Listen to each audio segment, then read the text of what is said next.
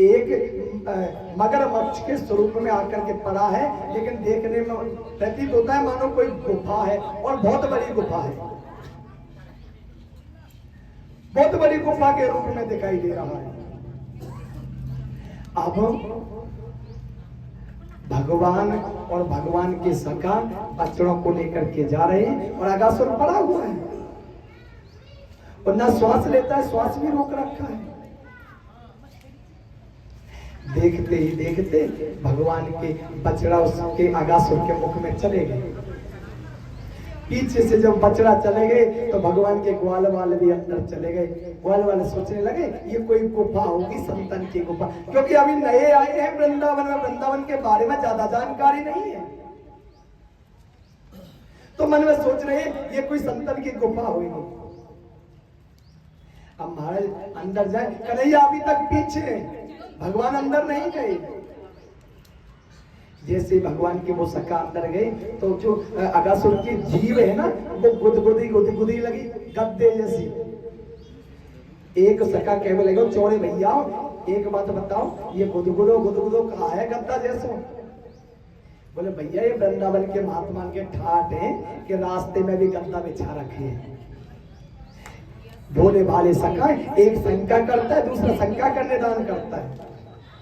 आगे गए तो अगासुर के जो दांत है वो दिखाई दिए। एक कहने लगा भैया ये खूंटी काहे की है? बोले भैया महात्मान को नियम होगो कि जो गुफा में दर्शन करने के काजा आवे तो अपने भोजन सामग्री ने खूंटी पर लटकाए दे, तो जो घर से खावे के काजा भोजन लाए वो अगासुर के दांतन पर लटकाए दे। अब हमारे और अंदर गए तो अब तक अगासुर जो श्वास रोक के पड़ा है उसने धीरे धीरे अपना श्वास छोड़ा। श्वास छोड़ा तो दुर्गंध आई। अब जब दुर्गंध आई तो एक सखा बोला, चोरे लालाओ ये बदबू काहे की आ रही है? बोले भैया महात्मा तो भगवान को भजन करने के काजे बैठ गए होंगे, और या गुफा में कोई जानवर गए होगो, रास्ता ना मिलो तो ना खावे पीवे को मिलो तो या मर गए होगो, बाकी दुर्गंध आ रही है। तो हम चले महात्मा को दर्शन कर लेंगे और यह गुफा की सफाई भी कर देंगे। एक शंका करता है, एक समाधान करता है। अंदर चलते जा रहे, ये दृश्य पीछे से जब भगवान ने देखा तो ठाकुर जी सोचने लगे तो मामा का भेजा हुआ दूत है, परंतु जब मेरे प्राण प्रिय सखा इसके अंदर चले गए तो मैं रह करके क्या करूंगा? आज भगवान भी अगासुर के मुख में चले गए, और जैसे ही भगवान अगासुर के मुख में गए, अगासुर मन में सोचने लगा इसी की तो प्रतीक्षा थी। जैसे ठाकुर जी गए अगासुर ने मुख बंद कर, लेकिन आज भगवान श्याम सुंदर ने अपने बंसी की टोन से और अगासुर की गर्दन को चीरा और अपने ग्वाल वालों को लेकर के बाहर आ गए। अगासुर का उद्धार कर दिया उन्होंने। अगासुर का उद्धार हो गया। लेकिन सुखदेव जी कहते हैं कि 1 वर्ष के बाद में जाकर के ग्वाल वालों ने मैया से कही, अरे ओ मैया आज तेरे लाला ने अगासुर को मार दियो। अर्चक जी कहते गुरुजी एक बात समझ में नहीं आई कि ग्वाल वालों ने 1 वर्ष के बाद में जाके बात काहे को बताई, 22 दिन काहे को नहीं बताई? बोले जब भगवान ने अगासुर का उद्धार किया तो भगवान अगासुर का उद्धार करके और जो भोजन था उस भोजन को लेकर के आए और एक चौपाल पे बैठ करके खा रहे थे, भोजन प्राप्त कर रहे थे भगवान। जब भगवान भोजन कर रहे थे तो कहने लगे, अरे भैया ब्रजवासियों आप अपने अपने घर से काका सामग्री लाए हो। अभी ब्रजवासी बहुत प्रेम करे भगवान से, तो कोई तो आधो लड्डू खुद खाए ले और आधो लड्डू कन्हैया को दे। देख कन्हैया मेरी मैया ने आज लड्डू बनाए हैं, देख चख के देख कैसे लगे। अब तो भगवान की 5 उंगलियों में 5 प्रकार के अचार लगे हुए हैं। कोई अपना झूठो लड्डू ठाकुर जी को समर्पित करे, भगवान बापू ग्रहण कर ले। अब सज्जनों इस दृश्य को ब्रह्मा बाबा ने देखा, ब्रह्मा जी ने, तो मन में सोचने लगे ये कैसे भगवान है? ना कोई खाने का नियम, ना कोई बैठने का नियम। खाने का भी नियम होता है, भोजन करो पालती मार के शुद्ध तरीके से ठाकुर जी को समर्पित करके तब भोजन प्राप्त करो, या कोई नियम नहीं है। ब्रह्मा बाबा सोचने लगे आज तो इनकी परीक्षा लेनी चाहिए, नारायण है या नहीं। तो भगवान जब भोजन कर रहे थे ग्वाल वालों के साथ में, तो थोड़ी सी दूरी पे और भगवान के बछड़ा था। बछड़ाओं का हरण कर लिया ब्रह्मा बाबा ने। जब बछड़ाओं का हरण कर लिया ब्रह्मा बाबा ने, बछड़ा वहां नहीं है। उधर सज्जनों, कन्हैया ने कही भैया मैं बछड़ान को देखने के काजे जा रहे हूँ, तुम यहाँ पे बैठ के भोजन करो। जैसे कन्हैया बछड़ान को देखने के काजे गए, ब्रह्मा बाबा ने आकर के और ग्वाल वालों को भी हरण कर लिया। अब ना तो बछड़ा मिले ना ग्वाल वाल मिले। भगवान ने आकर के देखे ग्वाल वाल तो आते ही ना। भगवान बड़े परेशान हुए, छोटे से कन्हैया रोदन करने लगे। लेकिन भगवान ने जब अपनी अमृतमयी दृष्टि से देखा तो ग्वाल बाल और बछड़ा सब ब्रह्मलोक में नजर आए ब्रह्मा जी के यहाँ पर। कन्हैया समझ गए ब्रह्मा बाबा ने कोई ना कोई चाल की है। आज अपनी लीला से भगवान ने जैसे बछड़े थे वैसे बछड़े बनाए और जैसे ग्वाल वाले थे वो ग्वाल वाले बनाए। शाम को घर वापस चले आए। ऐसे करते करते 1 वर्ष यानी 12 महीने व्यतीत हो गए। एक दिन की बात है, वो ग्वाल वाले जो गाय चराने जाते तो कन्हैया से कहा कन्हैया तुम इन बछड़ों को लेकर के मत आना गायों की तरफ, क्योंकि ये बछड़े आएंगे तो गायों का दूध पी जाएंगे तो गाय दूध नहीं देंगी। लेकिन आज भगवान नहीं माने, बछड़ों को लेकर के चले गए। गाय दौड़ती दौड़ती आई और अपने बछड़ों को दुग्ध पान कराने लगी। तो ग्वाल वालों को क्रोध आ गया, इन बच्चों से हमने मना किया था बछड़ों को यहाँ लेकर के मत आना, ये नहीं माने, आज इनको दंडित करेंगे। जो दंडित करने की बात कह रहे थे वो ग्वाल वाला आए और अपने बच्चों को गोदी में उठा करके खिलाने लगे। बलराम जी को संदेह हुआ कि ये अभी कह रहे थे इनको दंडित करेंगे। कन्हैया से कहा कन्हैया ये क्या लीला है, ये बछड़ा कौन है, ये ग्वाल वाल कौन है? बोले भैया ये सब लीला है। बोले तो ग्वाल वाल और बछड़ा कहाँ है? बोले ब्रह्मलोक में बाबा ब्रह्मा के यहाँ विश्राम कर रहे हैं। बलराम जी कहने लगे कन्हैया तेरी लीला तू ही जाने, तेरी लीला तू ही जाने कन्हैया। आज सज्जनों, एक दिन भगवान के मन में विचार आया कि अब ग्वाल वालों को वापस लाना चाहिए। जब ग्वाल वालों को वापस लाने का विचार ठाकुर जी के मन में आया तो ठाकुर जी और ब्रह्मा जी के यहाँ पर गए ब्रह्मलोक में। तो जय और विजय जो 2 पार्षद लगे हुए थे, उनसे कहा ब्रह्मा जी का भेष बनाया है भगवान कन्हैया ने, और उनसे कहा देखो आजकल बहरूपीय बहुत घूमते हैं, मैं अंदर जाकर के विश्राम कर रहा हूं, कोई मेरे जैसा ब्रह्मा आए और कहे कि मैं ब्रह्मा हूं तो अंदर मत आने देना। और जाकर के ब्रह्मा जी के सिंहासन पर नारायण बैठ गए। ब्रह्मा जी आए, द्वारपालों ने रोक दिया कहां जाते हो? बोले तुम मुझे रोकते हो, मैं तुम्हारा देवता हूं, ब्रह्मा हूं। बोले रहने दो महाराज, हमारे ब्रह्मा जी तो शयन कर रहे, उन्हें ठीक है कहा था कि बहरूपीय बहुत घूम रहे हैं। ब्रह्मा जी मन में सोचने लगे अंदर कौन से ब्रह्मा बैठे, हम तो यहाँ हैं। अंदर कौन से ब्रह्मा बैठे? तब ब्रह्मा जी ने अपनी दृष्टि से देखा कि अंदर परात्परात्मेश्वर करुणा निधान ठाकुर जी विराजमान है।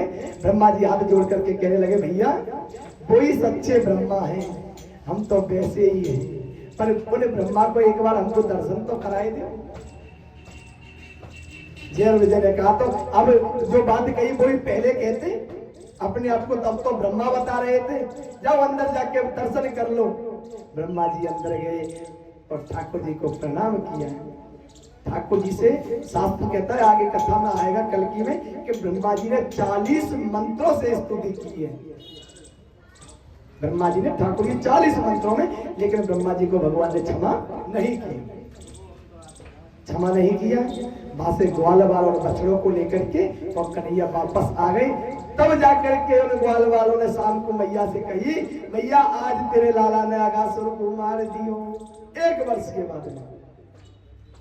क्योंकि जब हमारे यहाँ पर 1 वर्ष व्यतीत हो जाता है, ब्रह्मा जी के यहाँ पर 1 दिन होता है, क्योंकि वो विधाता है, 1 दिन होता है। इसलिए ग्वाल वालों को लग रहा है कि अभी तो वही दिन चल रहा है, शाम भी ना है भाई, इसलिए जब ग्वाल वालों ने कही मैया तेरे लाला नागासुर को मार दियो, तो मैया राई लौन कर रही है, कन्हैया की नजर उतार रही है। कन्हैया मन में मुस्कुरा रही है, आगासुर को मारो 1 वर्ष पहले और नजर उतर रही है आज। बोलो राधे राधे, बोलो भगवान की। तो भगवान लीलाधारी की अनेक लीला ब्रज क्षेत्र में हुई। एक दिन की बात है, ठाकुर जी ने मैया से कही मैया अब हम बड़े हैं गए, अब हमको गौ चराने की अनुमति प्रदान करो। तो गोपाष्टमी के दिन कन्हैया ने माता गौ का पूजन किया और कन्हैया गोपाल हो गए, गौ चराने की अनुमति मिल गई। बोले गोपाल भगवान की जय हो। भगवान ने एक दिन धेनुकासुर का उद्धार भी किया। आगे चल करके एक दिन की बात है कि नंद बाबा बैठे हैं, ब्रजवासी बैठे हैं, उन्हीं के बीच में एक ब्रजवासी दौड़ो आयो, आंखन में पानी लेके बाबा से कह लगे बाबा आज मेरी एक गैया मर गई। कैसे मर गई भैया? बोले बाबा जमुना जी में जल ग्रहण करवे के काजे गई और जैसे जमुना जी से जल पियो माने अपने प्राण को छोड़ दिया। क्योंकि जमुना जी के अंदर एक नाग रहता है, कालिया नाग, जिसने अपने विष से इतना दूषित कर रखा है जमुना जी के जल को कि जल ग्रहण करना तो दूर है, यदि जमुना जी के ऊपर से कोई पक्षी उड़ करके जाए तो अपने पंखों को फड़फड़ा के वही अपने प्राणों को छोड़ देता है। आस पास के जितने भी पेड़ पौधे हैं उस विष के कारण सारे जल करके नष्ट हो गए। सज्जनों, ये कालिया नाग कद्दू का पुत्र है, पन्नग जाति का नाग है। अब जब इस बात को वो ब्रजवासी बाबा से कह रहा था तो बाबा कहने लगे भैया कंस के राक्षसन के वजह से तो हमने गोकुल को छोड़ो, कहीं ऐसा ना हो कि कालिया नाग के वजह से वृंदावन भी छोड़ना पड़े। इतने में कन्हैया कहने लगे मैया देख लीजिए एक दिन यह कालिया नाग को मैं ही बाहर निकालूंगा। तो मैया ने झट से कन्हैया को मुंह बंद कर दिया। लाला ऐसी बात ना बोलो करे, वो बहुत विषैलो नाग है तो वो डस जाएगा। लेकिन कन्हैया के मन में तो वो बात बैठ गई, इस नाग को निकालना चाहिए। एक दिन ग्वाल वालों से कहने लगे भैया ग्वाल वालों आज गौ चरावे की छुट्टी। क्यों कन्हैया? बोले आज तो हम खेल खेलवे के काजे जाएंगे। और कहा जाएंगे? जमुना जी के किनारे पर। ग्वाल वाले कहने लगे कन्हैया तू बावड़ो है गया का, बस जमुना जी में कालिया नाग रहो करे, मैं तो ना ही जाऊं। कन्हैया कहने लगे चोरे ग्वाला तुमका बावड़े है रहे हो, हमका जमुना जी में अंदर थोड़ी खेलेंगे, किनारे पर खेलेंगे, दूर खेलेंगे और शाम को घर वापस चले आएंगे। छोटे छोटे ग्वाल वालों को लेकर के भगवान श्याम सुंदर चले गए। गेंद का खेल आरंभ हुआ और जैसे भगवान के हाथ में वो गेंद आई, ठाकुर जी ने आज वो गेंद को जमुना जी में डाल दिया। जमुना जी में डाल दिया तो श्री धामा कहने लगे बोले कन्हैया तूने मेरी गेंद को जमुना जी में डाला है, उस गेंद को वापस लेकर के आओ, वापस लेकर के आओ, मुझे वही गेंद चाहिए। ठाकुर जी ने बहुत समझाया क्योंकि ठाकुर जी लोगों के लीला कर रहे हैं।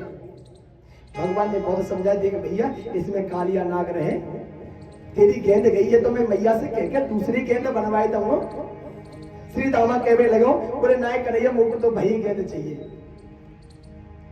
आज भगवान कदम के पेड़ पर चढ़े, जैसे ही ठाकुर जी ने चरण रखा कदम का पेड़ हरा हो गया और ठाकुर जी ने देखते ही देखते जमुना जी में छलांग लगा दी। भगवान ने जमुना जी में छलांग लगाई तो एक ग्वाला दौड़ा दौड़ा मैया के पास में गया, सभी ब्रजवासियों से कहने लगा अरे ओ मैया, अरे ओ बाबा। कन्हैया जमुना जी में कूद गए।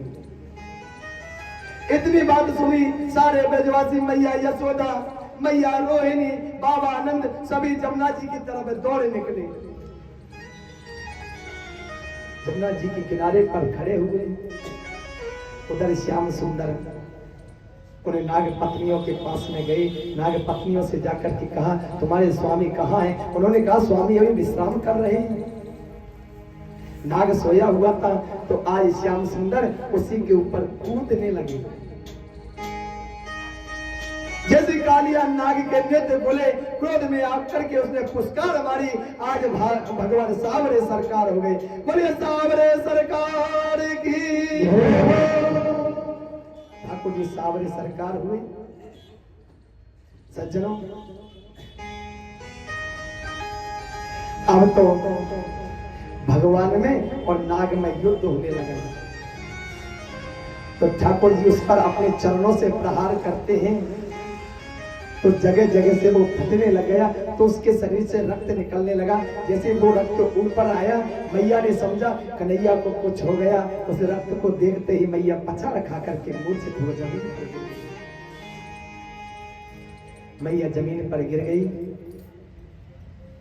उधर नाग पत्नियां नाग से कहने लगी क्षमा मांग लो। बोले मैं क्षमा क्यों मांगू, मेरी क्या गलती है, क्यों मांगू क्षमा।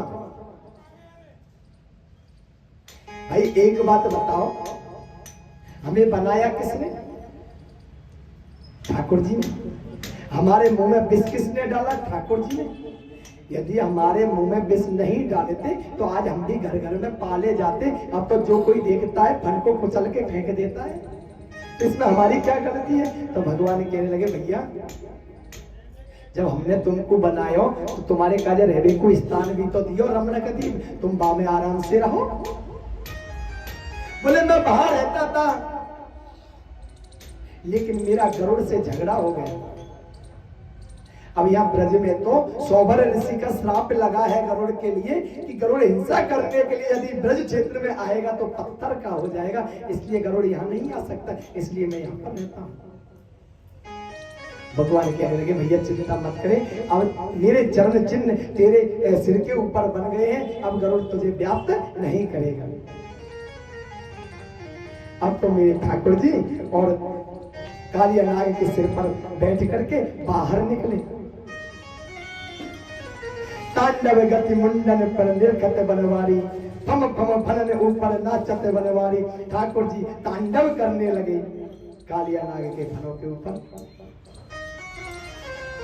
जैसे कन्हैया को लेकर के वो कालिया नाग बाहर आया, ब्रजवासी चिल्लाने लगे अरे मैया देख कन्हैया आ गए हो। मैया की मूर्छा खुली। मैया ने देखा कन्हैया कालिया नाग के ऊपर खड़े हुए तांडव कर। मैया कहने लगी अरे लाला तू यहाँ नाग पे से नीचे आ जा, ये नाग तो को डस लेगो। कन्हैया कहने लगे मैया अब नाए डसे, अब तो ये मेरा पालतू है गयो है। आज भगवान ने और कालिया नाग को वहां से निकाला। कालिया नाग अपने परिवार से भगवान को बार बार प्रणाम करता हुआ और रमणक द्वीप को चला गया। भगवान ने अमृतमयी दृष्टि से जमुना जी के जल को पवित्र किया और भगवान की दृष्टि के कारण वहां लता पताएं और जितने भी पेड़ कालिया नाग के विष से सूख गए थे वो हरे भरे हो गए। बोले भक्तवत्सल भगवान की। अरे काली देते खेलन आयोरी मेरो बारो सो कन्हैया। काली देते खेलन आयोरी मेरो बारो सो कन्हैया।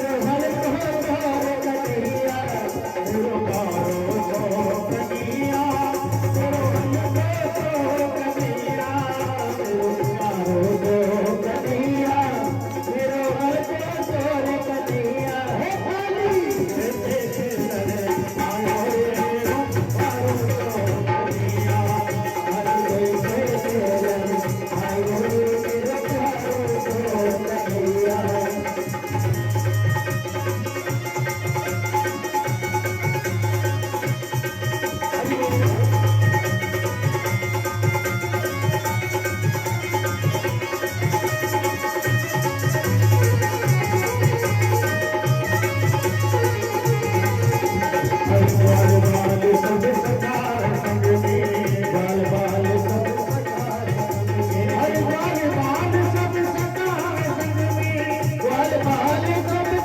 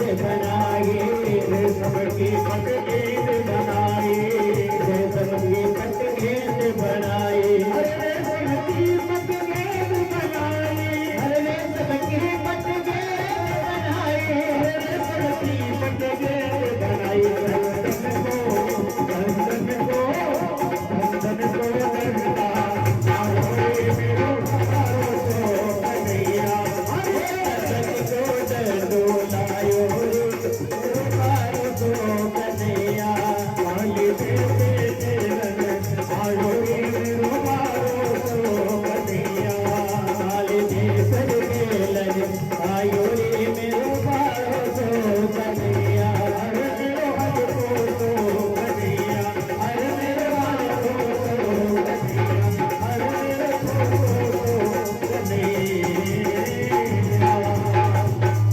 जय कन्हैया भगवान की जय। आज कन्हैया बाहर आए और मैया ने कन्हैया को अपने हृदय से लगा लिया। मैया कन्हैया को लेकर के घर चली आई। अब एक दिन की बात है, जो गोपियां हैं वो जमुना जी में स्नान करने के लिए जाती हैं, लेकिन अज्ञानता बस वो नग्न होकर के स्नान करती है, वस्त्रों को किनारे पर रख देती है और स्नान करने के बाद वस्त्र धारण करती है और वस्त्र धारण करने के बाद कात्यायनी माता का पूजन करती है और वरदान मांगती है। कात्यायनी महामाई महायोगेंद्रेश्वरी नंद गोपी सुतम देवी पतिते कुरुते नमः। हे मैया कात्यायनी, हमें आशीर्वाद दो और आशीर्वाद में वरदान दो। कहा वरदान दो कि जो नंद के पुत्र हैं भाई हमें पति रूप में प्राप्त हो। नंद गोप सुतम देवी पति ते कुरुते नमः। भाई पति रूप में हमारा वरण करें, पत्नी रूप में। लेकिन उनका स्नान करने का तरीका ठाकुर जी को अच्छा नहीं लगा। एक दिन भगवान वस्त्रों को लेकर के चले गए। स्नान करने के बाद उन गोपियों ने वस्त्र मांगा। ठाकुर जी ने कहा बाहर आकर ले लो। गोपियां कहने लगे देखो कन्हैया हमने वस्त्र धारण नहीं कर रखे। तो गोविंद कहने लगे तुम अंदर कैसे गई? बोले जब अंदर गए तब यहाँ पर कोई नहीं था। भगवान कहने लगे क्या कहते हो कोई नहीं था? क्या ये आकाश नहीं था? क्या ये पृथ्वी माता नहीं थी? क्या ये लता पताएं नहीं थी? क्या सूर्य और चंद्रमा नहीं थे? क्या जल के देवता भगवान वरुण नहीं थे? इसलिए शास्त्र कहता है कितना भी एकांत स्थान हो लेकिन किसी भी माता बहन या भाई को अपने संपूर्ण वस्त्र उतार करके स्नान नहीं करना चाहिए। इसका बहुत बड़ा दोष लगता है जिसका प्रायश्चित भी नहीं होता है। भगवान ने कहा तुम कहती हो कोई नहीं था, ये सब यही थे और ये आप पर नजर रखे हुए थे। आज जब इस संदेह की निवृत्ति गोपियों की हुई, भगवान से बार बार जब क्षमा मांगा, ठाकुर जी ने उनको वस्त्र ला करके दिए। उन्होंने ठाकुर जी की वंदना की। भगवान प्रसन्न हो गए और ठाकुर जी ने कहा देवियों आगे जो शरद की पूर्णिमा आएगी, शरद की पूर्णिमा के दिन मध्य रात्रि में मैं आपके साथ में रास करूंगा। तो रास की कथा हम कल श्रवण करेंगे। बोले भक्तवत्सल भगवान की जय हो। आज ठाकुर जी की उम्र हुई 7 वर्ष की। एक दिन मेरे गोविंद ने देखा सभी ब्रजवासियों के घर में बड़े सुंदर सुंदर पकवान व्यंजन बनाए जा रहे हैं। सुंदर सुंदर पकवान बनाए जा रहे हैं तो मैया भी पकवान बनाए रही है। अब मैया क्या बना रही? पुआ बना रही। तो छोटे से कन्हैया मैया के पास पहुंच गए। मैया से कह लगी अरे ओ मैया एक पुआ मुख खावे के ताई दे ना, मुझको भूख लगी है। तो मैया ने कन्हैया को डांट दिया लाला पहले जे को भोग लगेगा। अब कन्हैया को जब डांट दिया तो कन्हैया रोते रोते बाबा के पास में आए। बाबा ने कही कहा बात है भैया? बोले बाबा एक बात बताओ ये जय कौन है? बोले जय है हमारे इंद्र भगवान और हमारे बाबा परवाओं से प्रथा चली आ रही है कि हम इंद्र भगवान की पूजा क्यों करें। बाबा एक बात बताओ इंद्र महाराज कहाँ करें? बोले भैया इंद्र महाराज वर्षा करें और जब वर्षा होए तो हरी हरी घास उगे और हरी हरी घास को हमारी गाय माता खायो करें, जहां से हमारे खावे के काज दूध दही प्राप्त हुए, माखन प्राप्त हुए। बोले बाबा ऐसा ना है, इंद्र महाराज बरसात नाय क्यों करें, तो बरसात करें हमारे गिरिराज महाराज और जो बड़े बड़े पर्वत हैं, क्योंकि जब मेघमालाएं आकाश से जाती हैं तो इन ऊंचे ऊंचे पर्वतों से अड़ जाती हैं और इनसे टकरा करके वर्षा आरंभ हो जाती है। तो बाबा मैं तो एक बात कहूं कि यह इंद्र महाराज को छोड़ के और आपको गिरिराज महाराज की पूजा करनी चाहिए। बाबा कहने लगे लाला ऐसा ना कहो करें, इंद्र महाराज रुष्ट रह जाएंगे, क्रोधित रह जाएंगे, हमें दंड देंगे। बोले बाबा कोई क्रोधित ना हो करे। अब तो बाबा ने ब्रजवासी बुलाए, एक सभा बुला करके बाबा कहने लगे भैया ब्रजवासियों, मेरो कन्हैया कह रहा है कि भाई इंद्र महाराज की पूजा को छोड़ के गिरिराज महाराज की पूजा करो। ब्रजवासी कहने लगे छोड़े बाबा, तेरी का बुढ़ापे में बुद्धि खराब है गई। हमारे लोक परंपरा से चला आ रहा है कि इंद्र महाराज की हम पूजा करते हैं। ये नन्हे से कन्हैया के कहे अनुसार हम बाबा इंद्र भगवान की पूजा को बंद कर देंगे। इंद्र महाराज रुष्ट रह जाएंगे, वर्षा नाय करेंगे। कन्हैया ने कही उनकी चिंता मत करो, आप तो पूजा करने के काज तैयार रह जाओ। जब भगवान ने कही तो ब्रजवासी कह रहे ठीक है कन्हैया, अगर तू कहता है तो हम गिरिराज महाराज की पूजा करने को तैयार है, परंतु हमारी शर्त है। कहाँ शर्त है? पहली शर्त तो ये है कि तेरे बा गिरिराज महाराज को हमारी टूटी फूटी पूजा से प्रसन्न रहना पड़ेगा। हम कछु पूजा भावनाएं जाने, जैसी पूजा हमसे बनेगी भाई से प्रसन्न रहना पड़ेगा। दूसरी शर्त ये है कि बापू प्रकट है गए, हमसे भोग मांगना पड़ेगा। और तीसरी शर्त ये है कि अगर इंद्र महाराज क्रोधित रह जाए तो उनके क्रोध से गिरिराज महाराज को हमारी सुरक्षा करनी पड़ेगी, रक्षा करनी पड़ेगी। कन्हैया ने कही चिंता मत करो, ठीक है मंजूर है। आप तो सुंदर सुंदर पकवान बनाओ। कहाँ बनावे? बोले पुए बनाओ, कचौड़ी बनाओ, पकौड़ी बनाओ, मिठाई बनाओ। अब तो सब ब्रजवासी के घर में सुंदर सुंदर पकवान बनने लगे।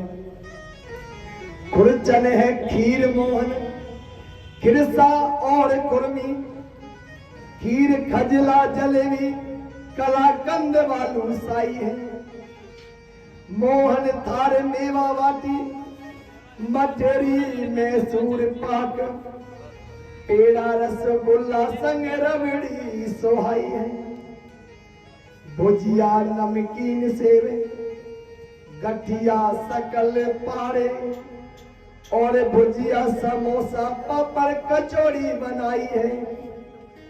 मधु श्याम नंद बाबा यशोदा सब सामग्री लेके आज गिरिराज के भोग में सजाई है। 56 प्रकार का भोग भगवान गिरिराज के लिए तैयार किया और तैयार करके और अपने अपने व्यंजनों को और बैलगाड़ियों में रखा। अब सभी ब्रजवासी अपनी अपनी बैलगाड़ियों में बैठ करके चलने लगे। अब आगे आगे कन्हैया चल रहे हैं, उनके साथ में महाराज सांडिल्य मुनि है, मुनि गर्गाचार्य है, पीछे से सभी ब्रजवासी चले जा रहे हैं। वो मैं तो गोबर धन को जाऊं मेरे वीर नहीं माने मेरो मसिया, हो मैं तो गोबर धन को जाऊं मेरे वीर नहीं माने मेरो मसिया।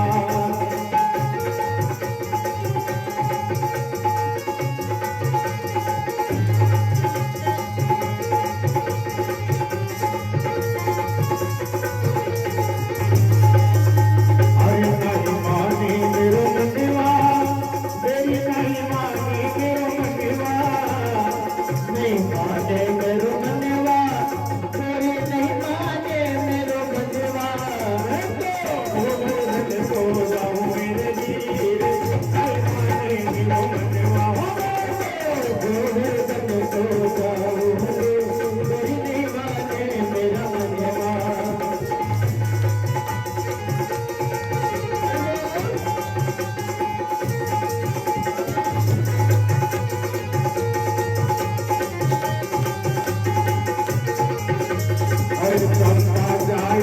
चमेली जाए, चंपा जाए चमेली जाए, चंपा जाए चमेली जाए, चंपा जाए चमेली जाए।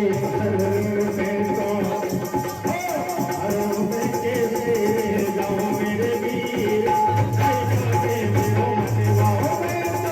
गोवर्धन को गाऊंगी नहीं माने मेरा मनवा, नहीं माने मेरा मनवा तेरी, नहीं माने मेरा मनवा, नहीं माने मेरा मनवा तेरी, नहीं माने मेरा मनवा।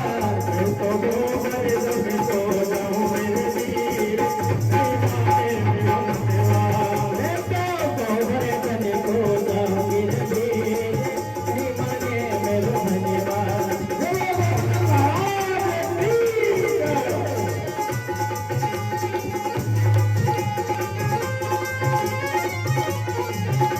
हर सात शेर की जरूर कराई, सात शेर की जरूर कराई, सात शेर की जरूर कराई, सात शेर की जरूर कराई, सात शेर की जरूर कराई, सात शेर की जरूर कराई।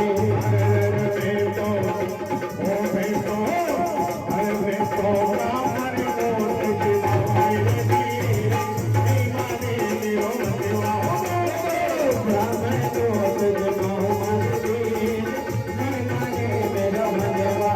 मैं तो सत्संग को तुझको मेरे वीर, नहीं माने मेरो मनवा, मैं तो सत्संग को तुझको मेरा वीर, नहीं माने मेरो मनवा।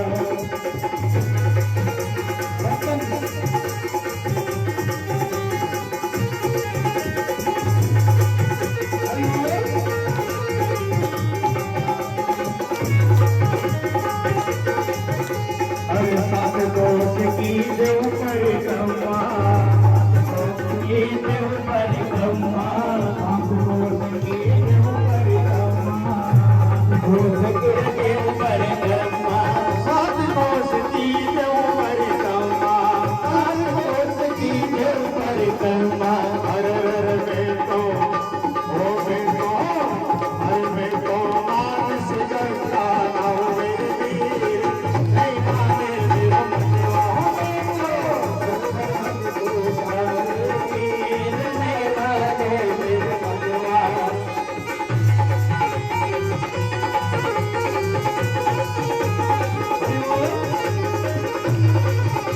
हर श्री गिरिराज पे तू